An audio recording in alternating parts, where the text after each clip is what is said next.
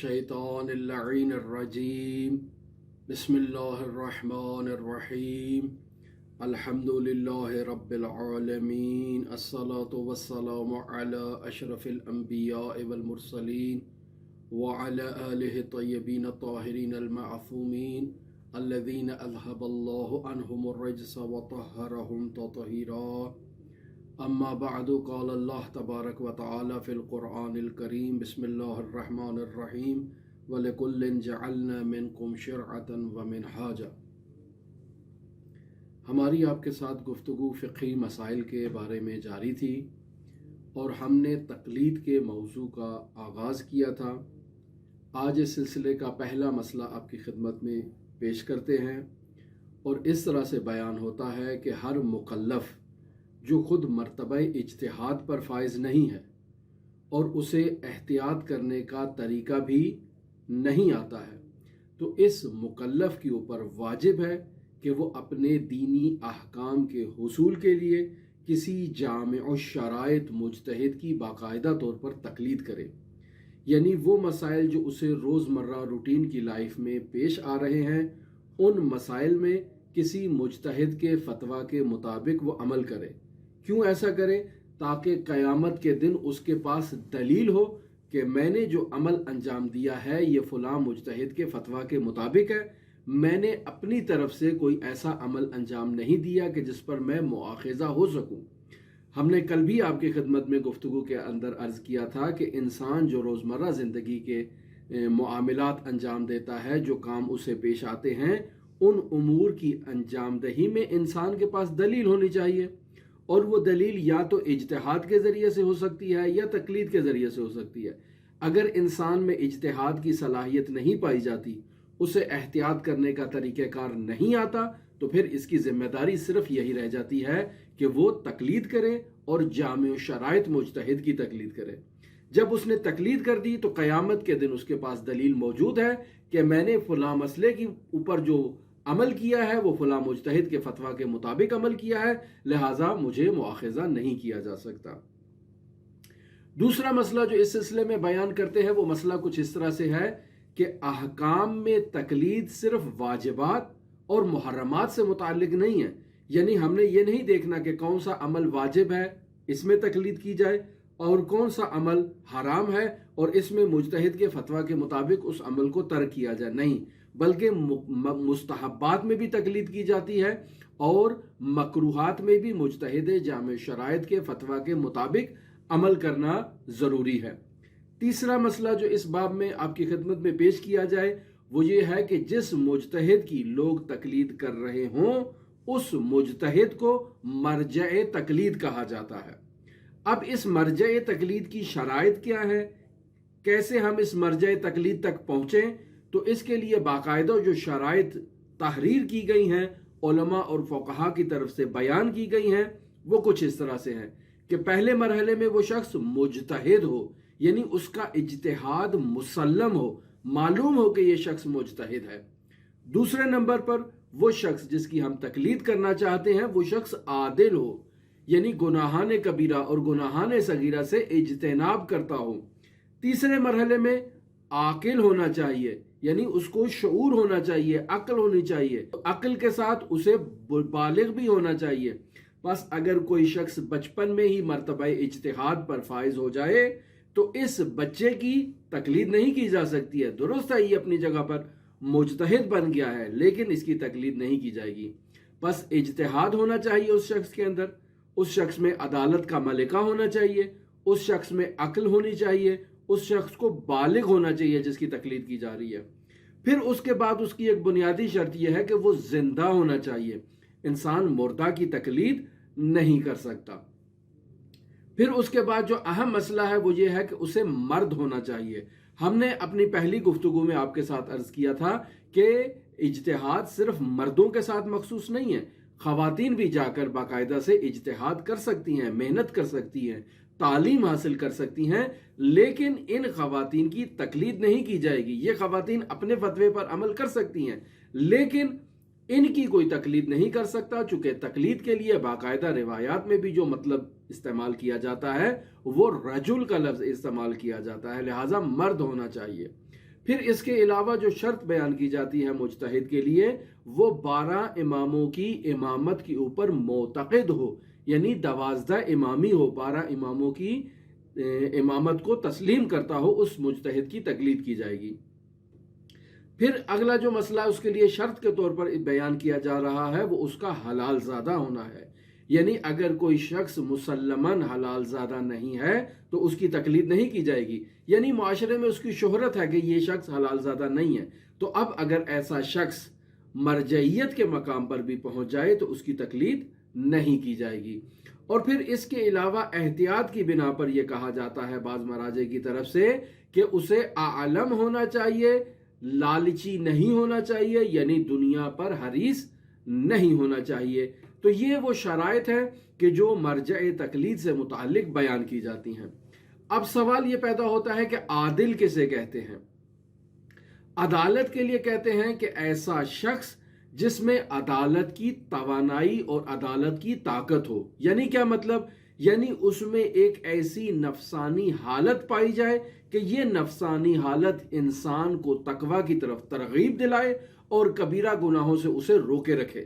اور پھر اسے صغیرہ گناہوں پر اصرار کرنے سے بھی روکے کہ وہ اپنی زندگی میں صغیرہ گناہوں کو انجام نہ دے، چونکہ اگر وہ صغیرہ گناہ انجام دے گا تو یہ پھر کبیرہ ہو جائیں گے اس کے لیے۔ پس انسان کے اندر ایک ایسا ملکہ اور ایک ایسی نفسانی حالت ہونی چاہیے کہ یہ نفسانی حالت اس انسان کو تقوی کی طرف ترغیب دلائے اور گناہان کبیرہ اور صغیرہ سے اسے روکے رکھے۔ اگر یہ ملکہ شخص میں پایا جائے گا تو یہ شخص جو ہے وہ عادل ہے، اور اگر یہ ملکہ اس میں نہیں پایا جاتا تو یہ شخص عادل نہیں ہے۔ سوال ہو سکتا ہے کہ کبیرہ گناہ کسے کہتے ہیں؟ کبیرہ گناہ ان گناہوں کو کہا جا سکتا ہے کہ جن گناہوں سے متعلق ہماری اسلامی روایات میں باقاعدہ انسان کے عذاب کا وعدہ دیا گیا ہے کہ اگر کوئی شخص ان گناہوں کو انجام دے تو اسے قیامت کے دن عذاب میں مبتلا کیا جائے گا، اسے جہنم کی آگ میں جلایا جائے گا۔ اگر ایسے گناہ ہیں تو وہ گناہ کبیرہ ہیں، جیسے جھوٹ ہے، جیسے غیبت ہے، جیسے چوری ہے۔ اور وہ گناہ اگر ایسے نہ ہوں، یعنی جن کے لیے باقاعدہ عذاب یا آتش جہنم کا وعدہ نہ دیا گیا ہو، تو وہ گناہ کبیرہ نہیں بلکہ گناہ صغیرہ ہیں۔ اب آگے ایک سوال یہ پیدا ہو سکتا ہے کہ عالم کسے کہتے ہیں؟ یعنی یہ جو یہاں پر کہا گیا ہے کہ بنابر احتیاط واجب عالم ہونا چاہیے مجتہد کو، یہ عالم کون ہے؟ یعنی ایسا مجتہد جو تمام مسائل سے متعلقہ قواعد و ضوابط کو بخوبی جانتا ہو اور ان مسائل سے متعلق قرآن و سنت کو اچھی طرح سے جانتا ہو، یعنی اس مجتہد کے پاس احکام کو استنباط کرنے کے لیے دوسرے مجتہدین کی نسبت زیادہ توانائی، زیادہ طاقت اور زیادہ صلاحیت اس میں پائی جائے، یا اس طرح بھی کہہ سکتے ہیں کہ یہ استنباط میں استادی کے مقام پر پہنچ چکا ہے، اس قدر مہارت رکھتا ہے کہ اب اس کی تقلید کی جا سکتی ہے اور اسے عالم کہا جا سکتا ہے۔ اگلا مسئلہ جو یہاں پر آپ کی خدمت میں پیش کرنا چاہوں گا وہ یہ ہے کہ وہ مجتہد جو اس دنیا سے چلا گیا ہے، یعنی اس کا انتقال ہو گیا ہے، اس مجتہد کی ابتداءً تقلید کرنا جائز نہیں ہے۔ یعنی وہ مکلف جو آج بالغ ہوا ہے اور آج تقلید کا ارادہ کرتا ہے تو وہ حضرت امام خمینی رحمۃ اللہ علیہ جن کا انتقال ہو چکا، یا مرحوم حضرت آیت اللہ العظمیٰ ابو القاسم خوئی رحمۃ اللہ علیہ جن کا انتقال ہو چکا ہے، ان کی وہ آج تقلید نہیں کر سکتا، یا وہ پہلے سے بالغ تھا لیکن پہلے اس نے تقلید نہیں کی تھی، آج اسے تقلید کا شعور بیدار ہو رہا ہے اور وہ تقلید کرنا چاہتا ہے، تو کیا وہ مرحوم امام خمینی رحمۃ اللہ علیہ یا مرحوم آیت اللہ ابو القاسم خوئی رحمۃ اللہ علیہ کی تقلید کر سکتا ہے؟ نہیں، ہرگز نہیں کر سکتا۔ پس تقلید کے لیے ضروری یہ ہے کہ انسان زندہ مجتہد کی ابتداءً تقلید کرے اور مردہ مجتہد کی ابتداءً تقلید نہیں کی جا سکتی ہے۔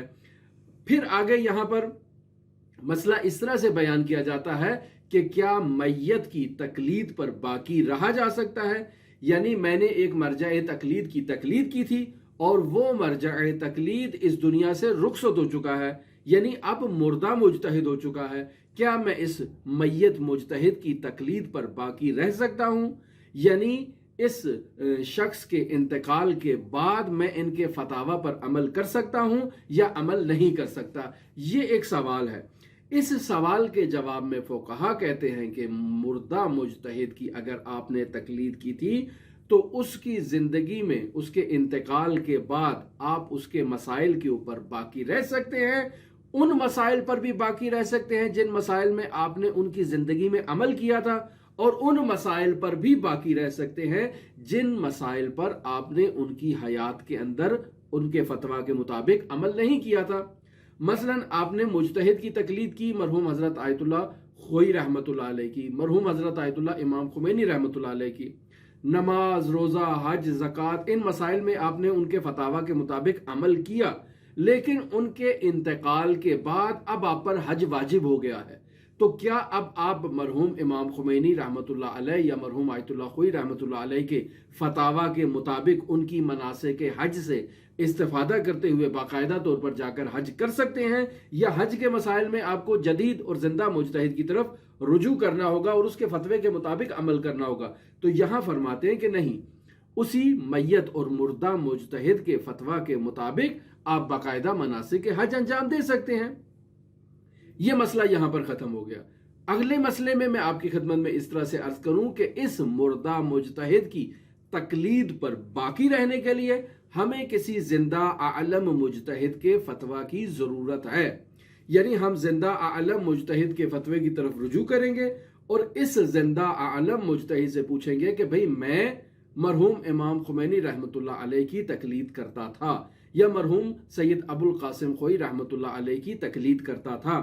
ان کا انتقال ہو چکا ہے، مجھے بتائیے کہ کیا میں ان کی تقلید پر باقی رہوں یا ان کی تقلید پر باقی نہیں رہ سکتا؟ اس زندہ مجتہد عالم کے اس فتوے پر میں عمل کروں گا۔ اگر وہ مجھے کہتے ہیں کہ آپ ان کی تقلید پر باقی رہ سکتے ہیں تو میں ان کے فتویٰ کے مطابق ان کی تقلید پر باقی رہوں گا۔ اگر یہ کہتے ہیں کہ آپ ان مسائل میں صرف باقی رہ سکتے ہیں جن مسائل میں آپ نے ان کی زندگی میں عمل کیا تھا، اور جن مسائل میں آپ نے ان کی زندگی میں عمل نہیں کیا تھا ان مسائل میں آپ جدید مجتہد کی طرف رجوع کریں، تو جو تفصیل یہ زندہ مجتہد دے گا اسی تفصیل کے مطابق میں اس میت مجتہد کے فتویٰ کے مطابق عمل کروں گا۔ یعنی میت مجتہد کے فتویٰ پر عمل کرنے کے لیے ہمیں زندہ مجتہد سے اجازت لینا ہوگی، اور ان کی اجازت کے مطابق میں ان کے فتاویٰ پر عمل کروں گا۔ اور اس سلسلے میں آخری مسئلہ کہ وہ شخص جو کسی مردہ مجتہد کی تقلید پر باقی ہے، یعنی زندہ مجتہد سے اجازت لے کر وہ مردہ مجتہد کے فتاویٰ کے اوپر عمل کرتا رہا ہے اور کر رہا ہے، وہ مسائل کہ جو ابھی جدید پیش آئے ہیں اور ان مسائل میں اس مرحوم مجتہد نے فتویٰ نہیں دیا ہے، ان میں میرا کیا حکم ہے؟ یا وہ مسائل جو اصلاً آج کے دور میں پیش آ رہے ہیں، گزشتہ دور میں وہ مسائل مربوط ہی نہیں تھے جنہیں مسائل مستحدث کہا جا سکتا ہے، تو بس دو صورتیں ہو گئی، یعنی مسائل تھے اس مجتہد کی زندگی میں لیکن انہوں نے فتویٰ نہیں دیا، یا یہ ہے کہ وہ مسئلہ آج ہی پیش آیا ہے اور اس جدید زمانے کی اختراع ہے۔ تو سوال یہ پیدا ہوتا ہے کہ ان دونوں مسائل میں جہاں اس مردہ مجتہد نے فتویٰ نہیں دیا، میرا وظیفہ کیا ہے؟ تو یقینی بات ہے کہ یہاں میرا وظیفہ یہ ہے کہ میں کسی زندہ مجتہد کے فتویٰ کے مطابق عمل کروں، بشرطے کہ یہ زندہ مجتہد بھی کیا ہو؟ عالم ہو۔ اگلا مسئلہ جو ہم آپ کی خدمت میں کل سے بیان کریں گے وہ یہ ہے کہ اجتہاد اور عالمیت کو تشخیص دینے کا معیار کیا ہے، یعنی ہم کیسے عالم مجتہد کو پہچانیں اور اس عالم مجتہد کو پہچاننے کے بعد ہم اس کی تقلید کریں۔ ہمارے ساتھ رہیے گا۔ اللہم صلی علی محمد و آل محمد وعجل فرج قائمہ۔